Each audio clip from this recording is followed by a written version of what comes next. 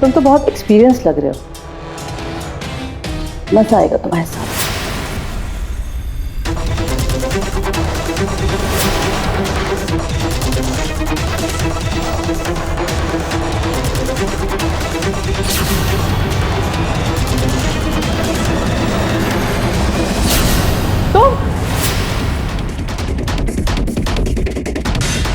दरवाजा खोलिए, कौन है अंदर? पुलिस आई है। दरवाजा खोलिए, कौन है अंदर? पुलिस आई है। दरवाजा खोलिए, कौन है अंदर?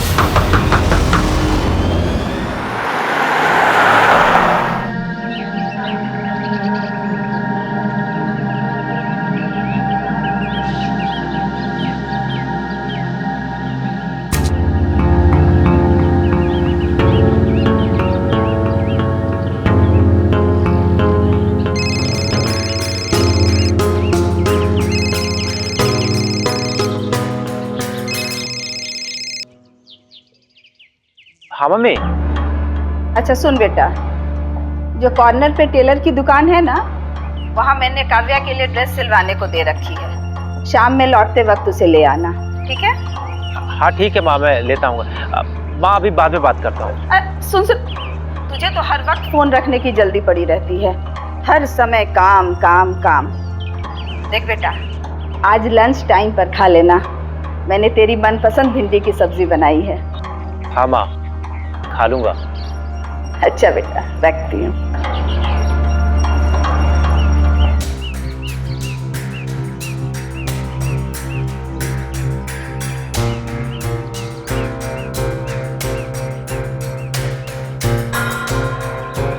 माँ मैं रोज घर से झूठ बोलकर नौकरी के लिए निकलता हूँ।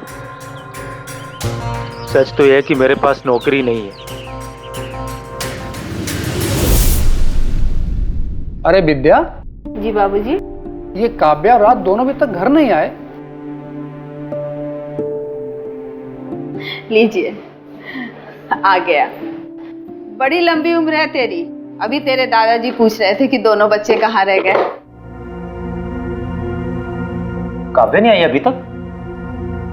उसका कॉलेज तो 4 बजे तक होता है। किसी सहेली के घर बैठ गई होगी, आ जाएगी। जा तू हाथ मुंह धो ले, मैं तेरे लिए चाय बनाती हूँ।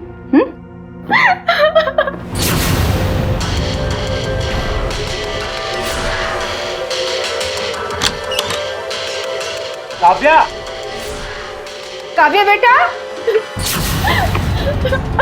काव्या, काव्या बेटा, क्या हुआ? काव्या दरवाजा खोल। बेटा बता, बात क्या है? काव्या दरवाजा खोल। बताना तेरी क्या प्रॉब्लम है, मैं सब ठीक कर दूंगा। काव्या, अब कुछ भी ठीक हो सकता भैया।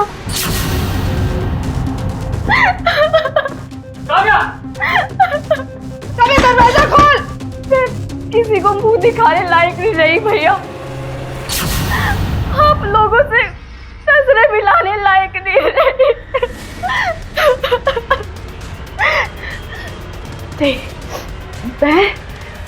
मैं अपनी गलती की वजह से आप सबको बदनाम नहीं होने दूंगी। मैं बदनामी को ही खत्म कर दूंगी। अरे काव्या तू क्या कह रही है, कुछ समझ में नहीं आ रहा। पहले रोना बंद कर। अच्छा देख, हम तेरे परिवार वाले, हम तेरे साथ हैं। दरवाजा खोल। राज बेटा, दरवाजा तोड़ दे, जल्दी कर।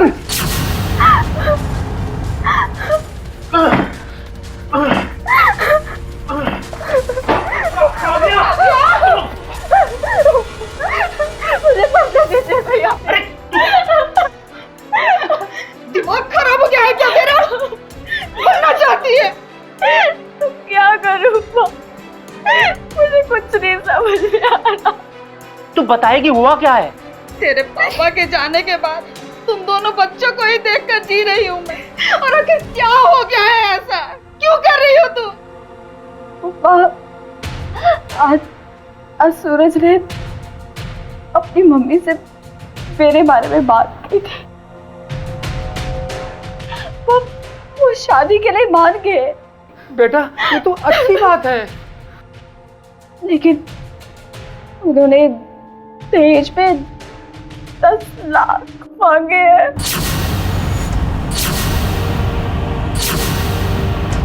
सूरज ने उन्हें समझाने की बहुत कोशिश की, लेकिन वो नहीं मानी। जाने दे बेटा उन्हें। जो औरत मेरी बेटी को अपनी बहू बनाने के लिए दहेज मांगती है, उस घर में मुझे अपनी बेटी देनी ही नहीं है। बिल्कुल ठीक कह रही है विद्या। बेटा, दहेज लेना और देना दोनों ही जुर्म है। तू भूल जाओ लड़के को। दादाजी, बात सूरज को भुलाने की नहीं है। क्या बात है? डर मत, खुलकर बोल।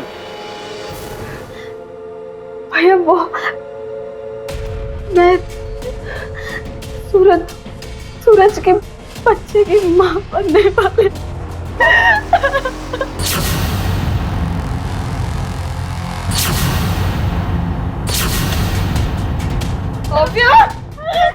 कैसे की तूने इतनी बड़ी गलती? मुझे माफ कर दो। अब तेरा क्या होगा? देखो, अब तो हमें किसी न किसी तरह पैसों का इंतजाम तो करना ही पड़ेगा। कहाँ से करेंगे हम इतने पैसों का इंतजाम? कहाँ से लाएंगे? मैं करूंगा पैसों का इंतजाम।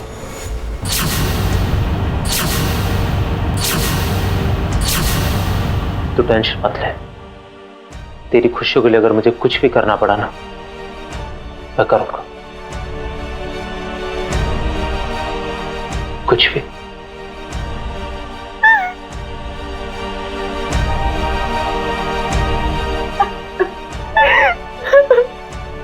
भैया,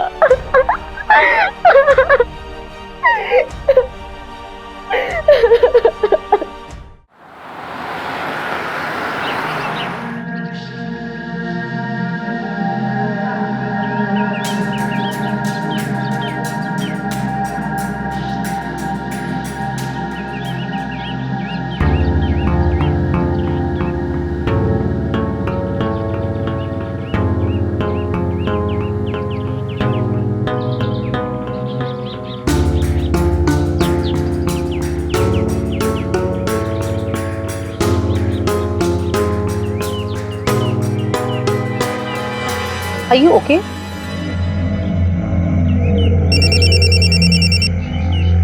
हेलो, अरे 2 लाख की जगह 3 लाख दे दो उसे, लेकिन मामूली रकम के लिए मुझे झगड़े पसंद नहीं है, समझे?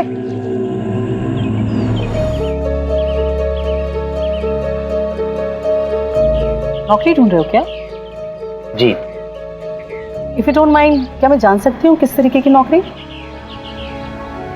वैसे तो मैं मैनेजर की पोस्ट के लिए देख रहा हूँ, लेकिन अभी तो कैसी भी मिल जाए, बस सैलरी अच्छी होनी चाहिए। क्यों, पैसे की इतनी जरूरत है?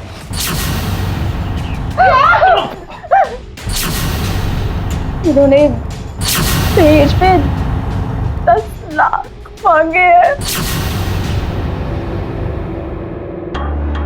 अरे क्या हुआ? Real ma'am? I am sorry, actually मुझे 10 लाख रुपए की बहुत अर्जेंट जरूरत है। मेरी फैमिली को तो ये भी मालूम नहीं कि मुझे नौकरी से निकाल दिया गया है, और मैं यहाँ हर रोज पार्क में आके अपना टाइम खराब करता हूँ। देखो, 10 लाख की इतनी बड़ी रकम इतनी आसानी से और इतनी जल्दी कमाना आसान नहीं है। जानता हूँ मैं, इसीलिए तो कुछ समझ में नहीं आ रहा कि क्या करूँ, कैसे करूँ। देखो, अगर तुम सीरियसली पैसा कमाना चाहते हो और कुछ भी करने को तैयार हो, तो तुम्हारे जैसे गुड लुकिंग लड़के के लिए तो कई रास्ते हैं पैसे कमाने के। जैसे? चलो मेरे साथ चलो, मैं तुम्हारी मदद करती हूँ।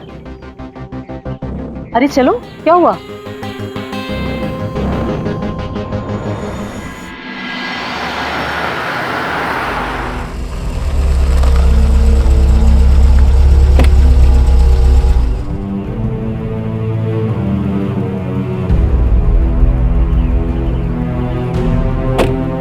आओ।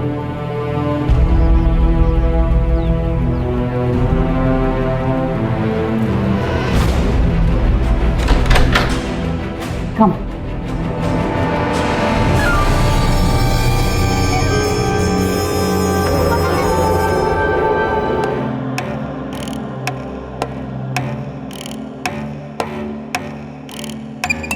राज, तुम रुक क्यों गए? ये मेरा ही फार्म हाउस है, चलो ऊपर चलते हैं।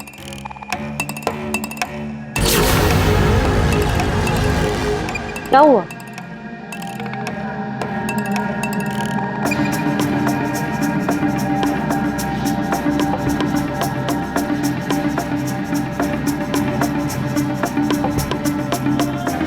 आओ।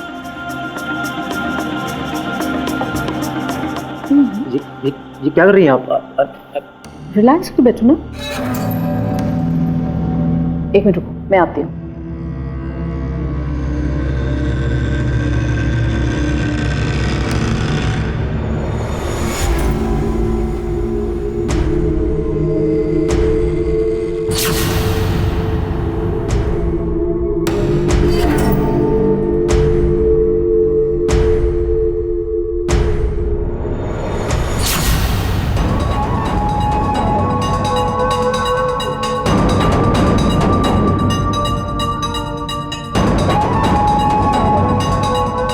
इतने पैसे आई मीन मुझे करना क्या होगा?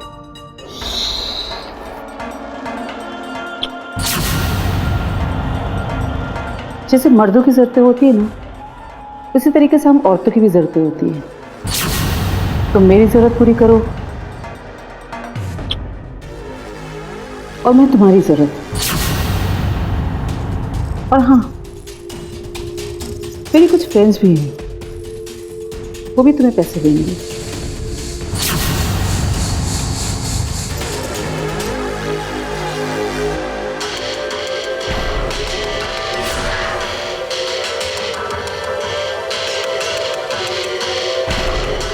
मैं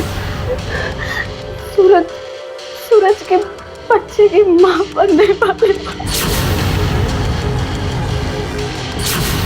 तेरी खुशी के लिए अगर मुझे कुछ भी करना पड़ा ना, मैं वो भी करूंगा। क्या हुआ? कोई नया आइडिया है क्या पैसे कमाने का?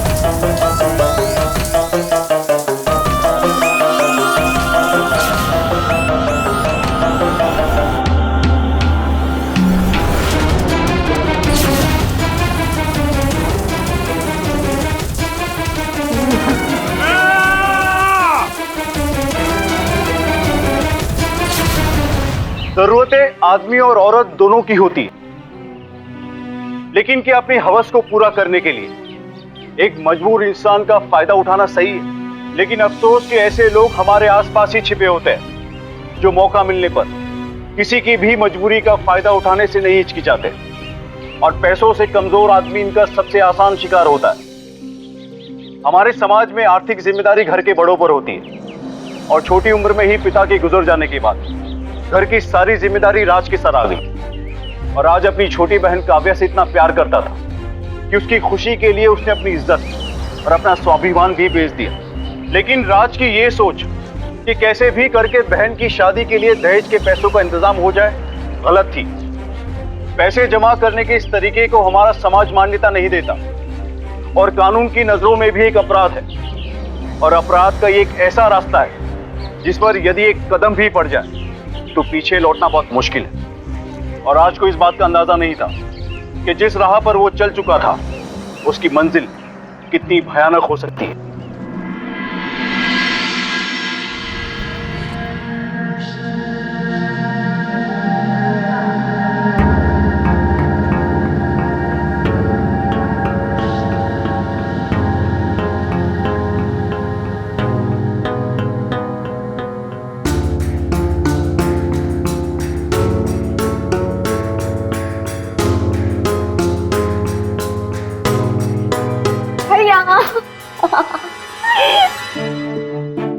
है भैया, आप दुनिया के बेस्ट भैया हो।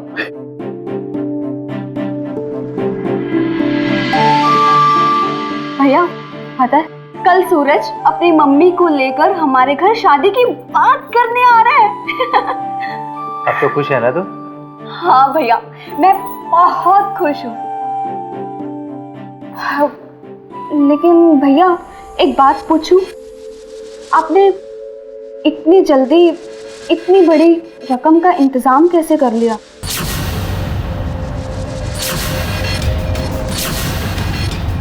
आपने कोई गलत काम? नहीं पगली, पहले अपनी कंपनी में बोला मेरी बहन की शादी है, मुझे पैसों की कुछ जरूरत है, तो उन्होंने मुझे कंपनी फंड से पर्सनल लोन दिया है। लेकिन भैया इतनी जल्दी इतनी बड़ी रकम भला लोन पर कैसे मिल सकती है? अरे भाई, मैंने कहा कि आप मेरी सैलरी में से ईएमआई काट लेना, और मैंने उनको धमकी दे दी, देखो भाई अगर आप मुझे लोन नहीं देंगे ना, मैं तो जॉब छोड़ दूंगा। अरे बॉस क्या बोला? सर हमारी कंपनी आपको लोन दे देगी, बस आप जॉब मत छोड़िए। अब भैया आप हो ही इतने अच्छे, आपको जॉब से भला कौन जाने के लिए बोल सकता है ना? चलो अब जाओ अपनी शादी की तैयारी करो। जी भैया।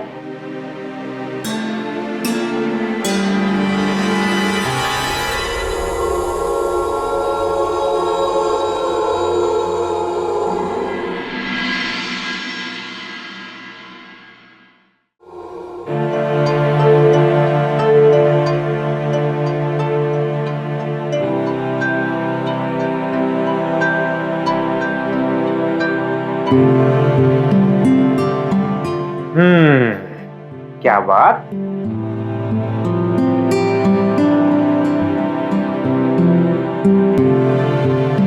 मुझे तो पता ही नहीं था मेरी ये झल्ली सी बहन इतनी सुंदर लग सकती है।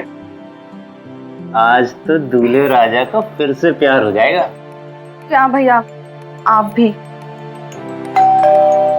ये लो, आ गए तुम्हारे ससुराल वाले।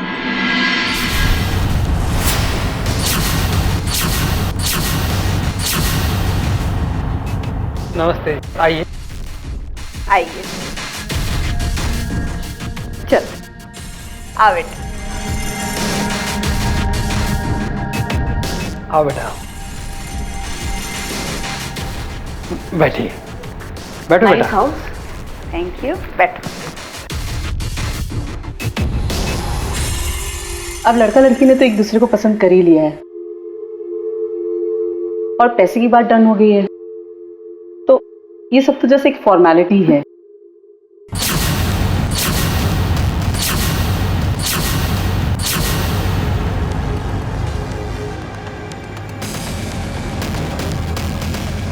अरे काव्या आओ।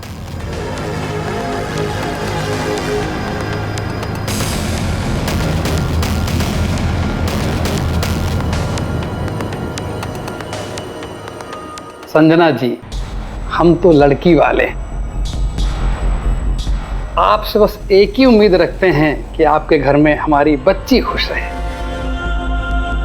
काव्या अब हमारी बहू नहीं, हमारी बेटी है। अब तो जल्दी से किसी अच्छे से पंडित से शादी का मुहूर्त निकलवा लीजिए।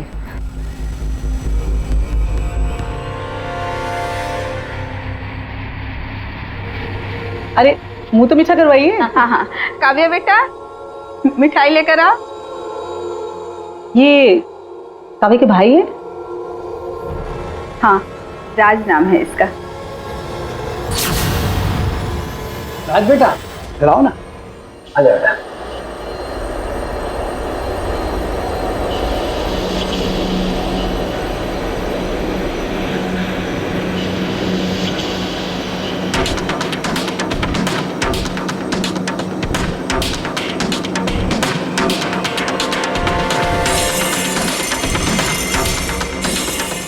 तुम भी मुंह मीठा करो, खुश रहो।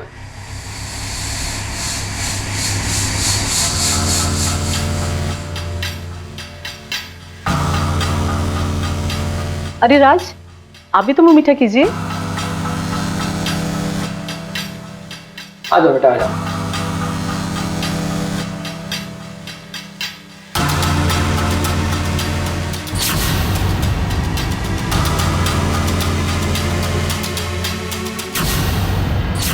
खाना बहुत अच्छा बना है, लेकिन क्या जरूरत थी इतनी तकलीफ करने की। अरे इसमें तकलीफ की क्या बात है? और वैसे भी अब तो आप लोग हमारे रिश्तेदार बन गए ना, और आना जाना तो लगा ही रहेगा। वैसे भी काव्या आपको बहुत मिस करती है, स्पेशली अपने राज भैया को।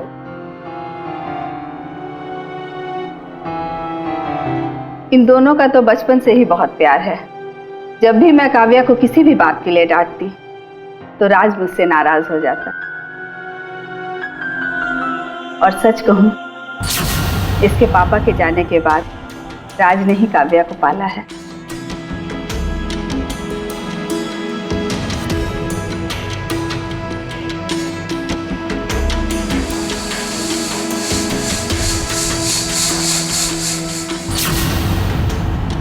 वहां चले, अब रात काफी हो गई।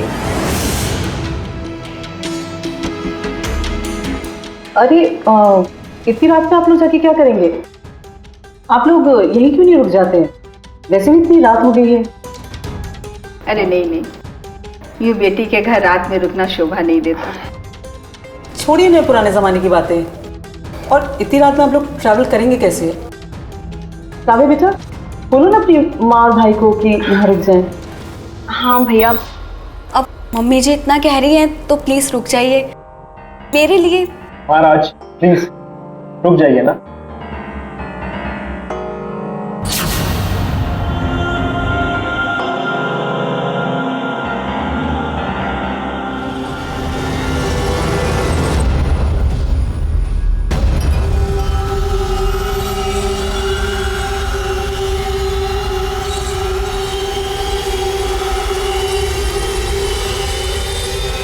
ये क्या कर रही है तुम्हें शर्म है नहीं? इसमें शर्म की क्या बात है? कौन सा ये सब हम पहली बार कर रहे हैं? अरे कोई आ जाएगा। पहली बात और थी, लेकिन अब लेकिन छोड़ो। और कितने भोले हो तुम। तुम्हें क्या लगता है कि मेरा और तुम्हारा मिलना इत्तेफाक था? ये तो सब मेरी सोची समझी चाल थी। क्योंकि मुझे पता था कि काव्या का एक गुड लुकिंग भाई है जो अपनी बहन के लिए कुछ भी कर सकता है। इसीलिए तो मैंने दहेज की डिमांड करी थी, ताकि जब तुम मुझसे मिलो तो इनकार ना कर सको। एक औरत की सोच इतनी घिनौनी हो सकती है, मैंने कभी सोचा नहीं था। अब एक बात ना मेरी कान खोलकर सुन ले। मैंने तुम्हारी बात मानी, वो तुम्हारी चाल थी और मेरी मजबूरी नहीं है।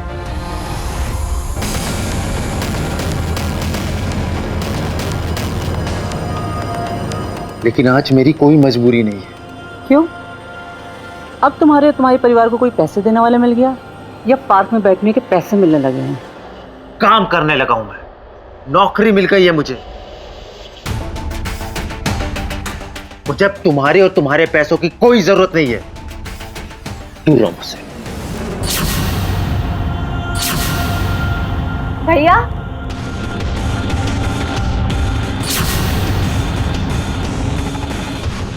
अरे मम्मी जी, आप यहाँ?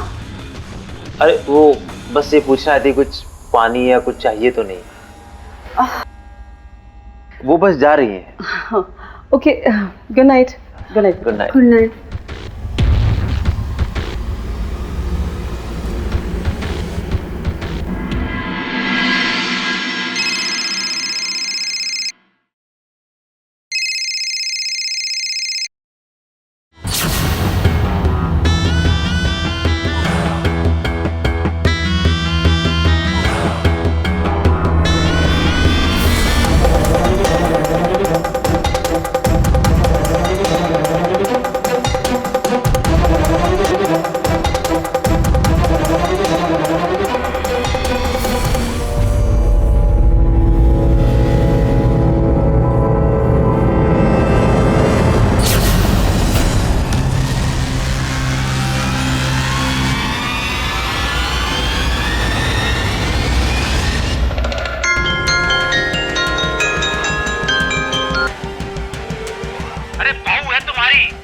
तुम्हारे बेटे की पत्नी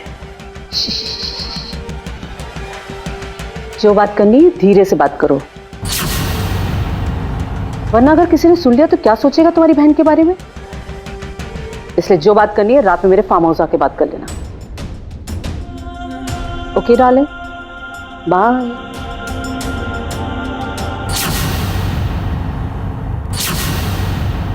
संजना, संजना, संजना।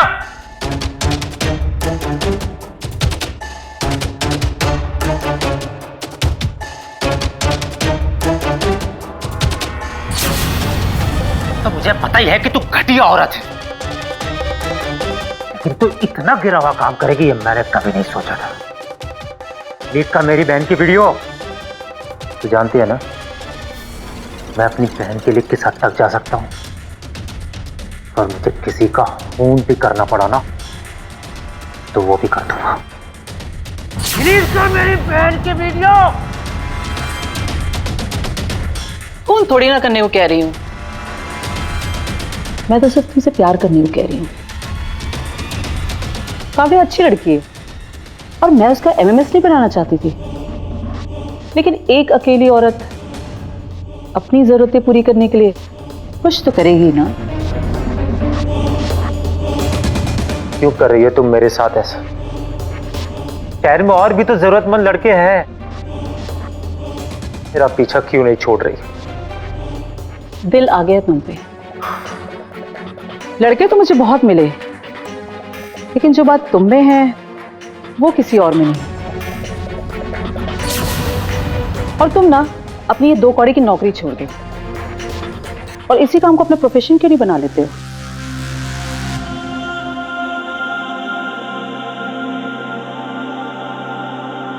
काव्या अच्छी लड़की है और मैं उसका एमएमएस नहीं बनाना चाहती थी, लेकिन एक अकेली औरत अपनी जरूरतें पूरी करने के लिए कुछ तो करेगी ना। लड़के तो मुझे बहुत मिले, लेकिन जो बात तुम में है वो किसी और में नहीं। और तुम ना अपनी ये 2 कौड़ी की नौकरी छोड़ दो और इसी काम को अपना प्रोफेशन क्यों नहीं बना लेते हो? चौको मत, तुम्हारा जाल तुम पर बिछाया है।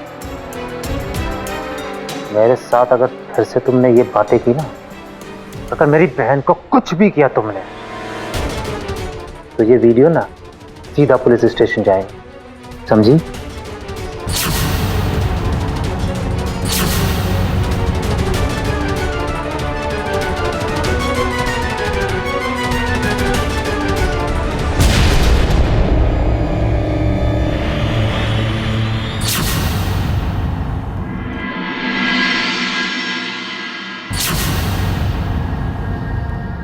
हाँ काव्य, भैया दादाजी हॉस्पिटल पे है। क्या वो उन्हें? वो वॉक करने गए थे, एक कार वाले ने उन्हें टक्कर मार दी। दादाजी बहुत सीरियस है भैया। मैं माँ के साथ हॉस्पिटल में हूँ और डॉक्टर ने 2 लाख डिपॉजिट करने के लिए बोला है भैया। काव्य, तुम टेंशन मत लो, डॉक्टर को बोलो कि इलाज शुरू करे, मैं पैसे का इंतजाम करता हूँ। ठीक है भैया।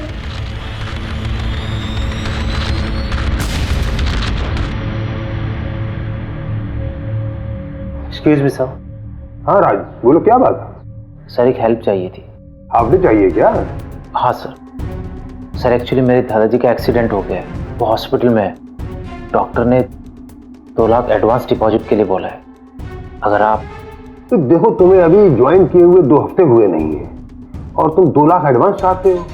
तो ये ऑफिस है, बैंक नहीं है। मैं तुम्हें ज्यादा से ज्यादा 20,000 रुपए दे सकता हूँ। सर 20,000 में कैसे होगा?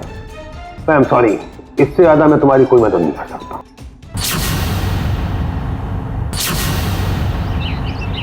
भैया दादाजी हॉस्पिटल में है, डॉक्टर ने 2 लाख डिपॉजिट करने के लिए बोला है भैया। तो देखो, तुम्हें अभी ज्वाइन किए हुए 2 हफ्ते हुए नहीं है और तुम 2 लाख एडवांस चाहते हो। तुम मेरी जरूरत पूरी करो और मैं तुम्हारी।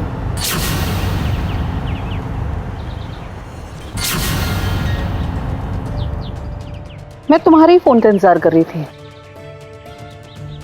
सुना तुम्हारे दादाजी के बारे में? सुन के बहुत दुख हुआ। वैसे 2 लाख का इंतजाम हो गया क्या? नहीं, अब प्लीज मेरी मदद करो ना। हाँ बिल्कुल, आखिर रिश्तेदार हो तुम मेरे। अभी तुम्हारे नाम से हॉस्पिटल में एडवांस डिपॉजिट करवाती हूँ। और हाँ, रात में फार्म हाउस आना मत भूलना, समझ रहे हो ना? हाँ।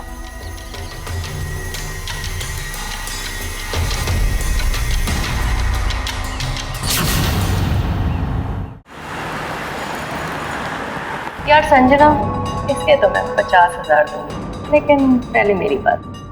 What rubbish? 50,000? He is my best product. और इसके तो शुरुआती 60,000 से है। मैं देती हूँ इसके 60,000। आखिर मैं भी तो देखूं इसमें ऐसी क्या खास बात है। देख लो देख, तू तो जानती है ना मेरे घर की प्रॉब्लम, इसलिए मैं इसकी 80,000 देने के तैयार हूँ, लेकिन पहले मैं जाऊंगी। कोई और है 80 से ऊपर बोली लगाने वाला? 90,000। 95,000। चल यार संजना, 95 में डबल। 95,001, 95,002, 95,003। Bye girls.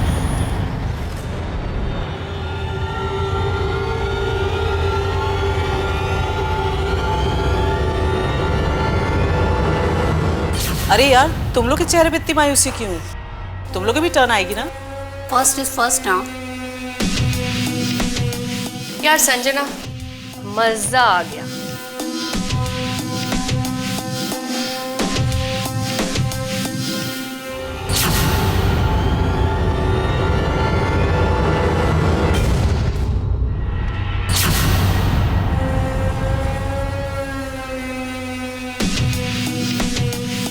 चलिए मैडम, आपकी बारी।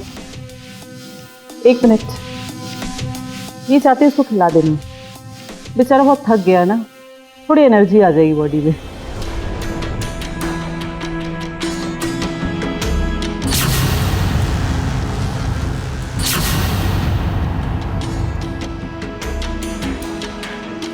ये लो, ये गोली खा लो, तुम्हें ताकत आ जाएगी। चलो उठो डार्लिंग।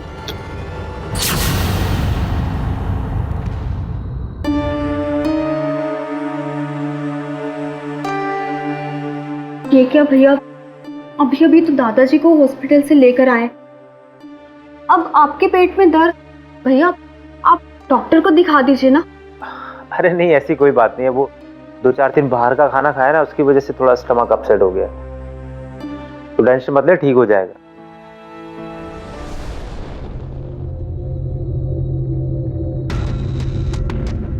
अरे बेटा, ये इयररिंग किसकी है? अरे वाह भैया, गर्लफ्रेंड? अरे नहीं, वो मैंने तुम्हारे लिए खरीदी थी। अब एक हो गई तो एक मैंने अपने पास रख ली। वैसे ना, ऐसी इयररिंग मेरी मम्मी जी के पास भी है। तुमने सोने की इयररिंग घुमा दी, कितना लापरवाह हो गया है तू।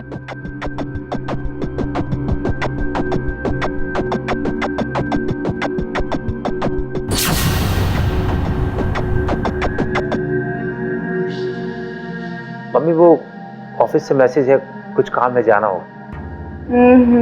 भैया, संडे को भी ऑफिस? हाँ। अरे नहीं बेटा, अब इसे प्रमोशन मिल गया है, सैलरी भी अच्छी हो गई है, तो वो लोग काम तो करवाएंगे ना। जा बेटा।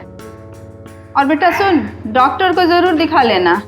कहते हैं इंसान की सबसे बड़ी ताकत ही उसकी सबसे बड़ी कमजोरी भी होती है।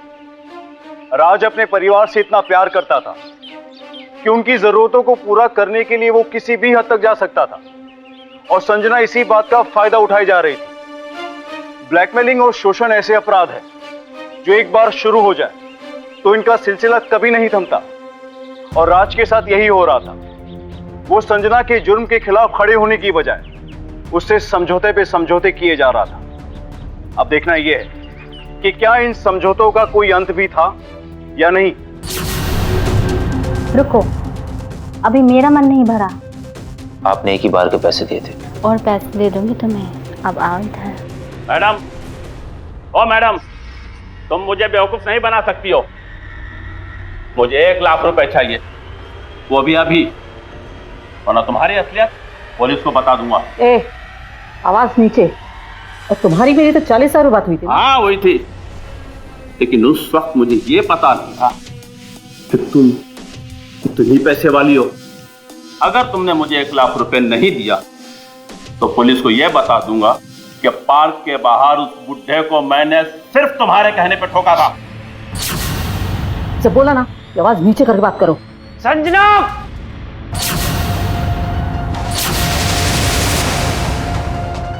राज,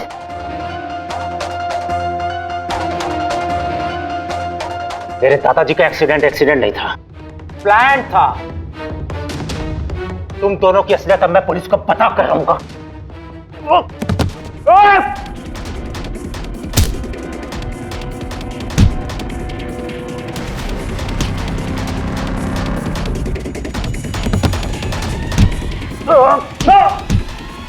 राज, छोड़ो तू।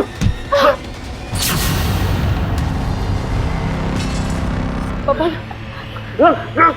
पपन पकड़ उसको।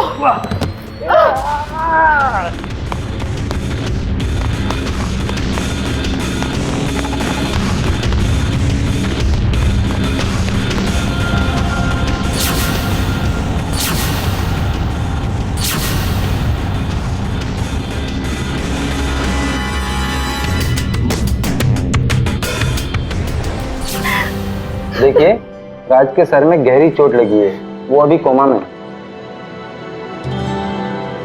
राज भैया ठीक तो हो जाएंगे ना? देखिए, मैं आपको झूठा आश्वासन नहीं दे सकता। ऐसी हालत में कुछ भी हो सकता है। शायद राज को आज ही होश आ जाए और शायद कभी ना आए।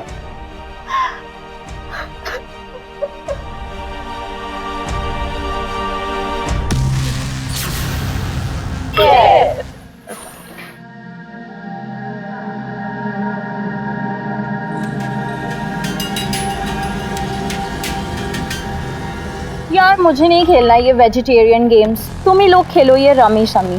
हाँ, अगर राज नहीं है तो क्या हुआ, दुनिया में और भी तो लड़के हैं। मैं जुगाड़ कर रही हूँ। कल ही एक स्टूडेंट का फोन आया था और वो स्टूडेंट लोन चुकाने के लिए पैसों की डिमांड कर रहा था और वो पैसे के लिए कुछ भी करेगा। वाह क्या बात है, काश उसमें भी राज जैसी कोई बात हो। हम ना टेस्ट करवाने के लिए संजना को भेज देते हैं, उसकी नजर जौहरी की है।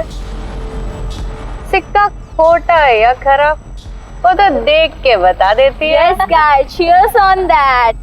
Yay!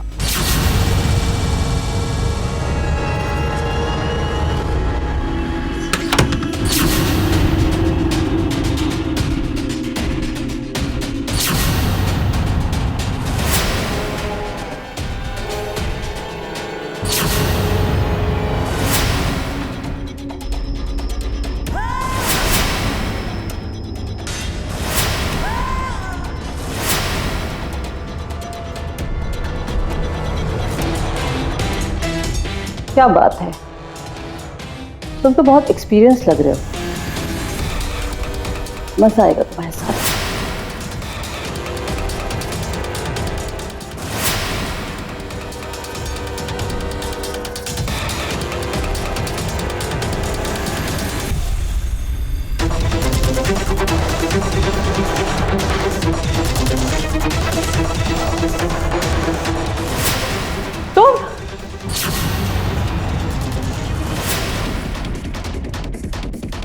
दरवाजा खोलिए, कौन है अंदर?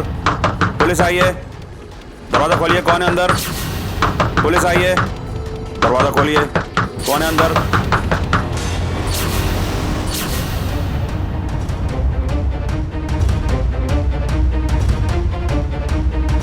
इतनी आसानी से नहीं मरोगे आप। आपने मेरे भाई के साथ जो जो भी किया उसका जुर्माना आपको भरना पड़ेगा। आपको आपके किए की सजा जरूर मिलेगी। सूरज, सूरज प्लीज मुझे बचा लो। तुम तो मेरे बेटे हो ना। बस कीजिए अब। आप मां तो क्या, एक औरत कहलाने के लायक नहीं है।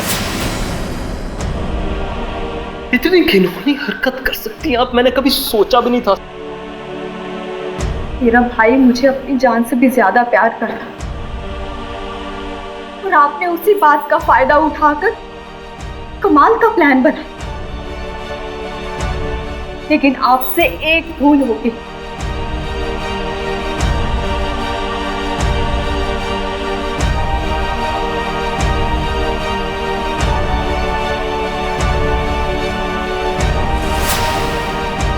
क्यों कर रही हो तुम मेरे साथ ऐसा?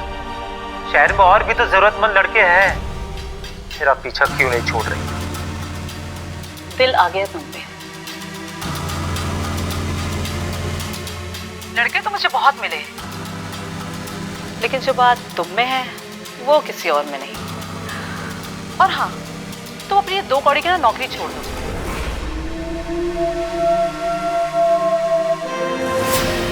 अगर हम चाहते तो राज के फोन में मिले उन वीडियोस के प्रूफ पर आपको जेल भिजवा सकते थे, लेकिन मैं आपका ये घिनौना रूप अपनी आंखों से देखना चाहता था।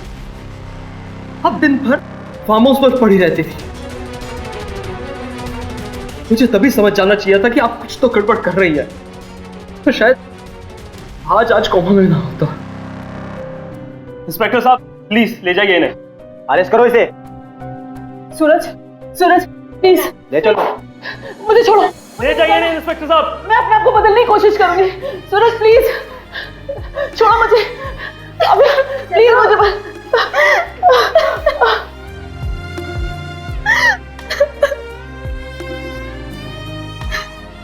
मुझे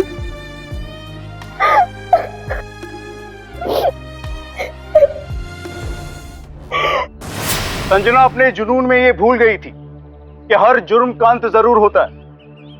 काव्या ने सच का पता लगाकर अपने भाई के गुनहगारों को सजा तो दिलवा दी, लेकिन जो नुकसान हो चुका था उसकी भरपाई असंभव थी। अक्सर हम मजबूरियों के दबाव में बिना सोचे समझे गलत कदम उठा लेते हैं, ये जानते और समझते हुए कि दहेज देना और लेना दोनों ही कानूनन अपराध है। राज अपनी बहन की शादी के लिए दहेज देने के लिए तैयार हो गया। अपनी बहन की प्रेगनेंसी की वजह से वो इस शादी के लिए मान गया, लेकिन उसे सोचना चाहिए था कि जो परिवार शादी से पहले दहेज जैसी गैर कानूनी मांग कर सकता है वो एक अच्छा परिवार कैसे हो सकता है।